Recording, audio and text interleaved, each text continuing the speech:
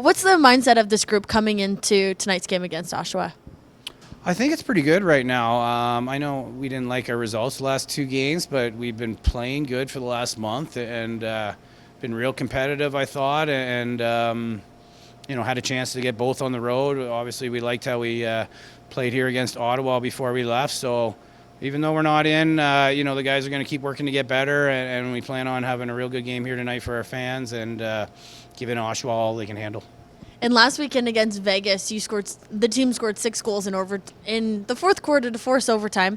And the fourth quarter is something you've kind of been preaching to these guys all season. What was it like for you as a coach to see them pull through in that fourth quarter? Well, it was awesome scoring 4 6-on-5 goals in a minute and a half. But we had good looks all game, and the ball wasn't going in the net. So obviously they came in bunches there late in the fourth, and it would have been nice to get that overtime one to go. But again, the guys played really hard defensively, offensively. Walsh was making some big saves. So just really like the way we're playing the last month. I think we should maybe be 3-1 out of that, if not a bit better. But just got to keep getting better. We just got to keep getting better, and we're going to keep building around our core group. Tanner Cook's had a really good season. What do you kind of make of him and the leadership that he's brought to the offensive group? Yeah, Tanner's had a great year. More of a power forward, so previously using him more as a picker and still creating offense, and now he still obviously can move bodies, but he's getting a few more touches and a few more shots, and he's really grown into, kind of that number one role lefty. So really happy with Tanner.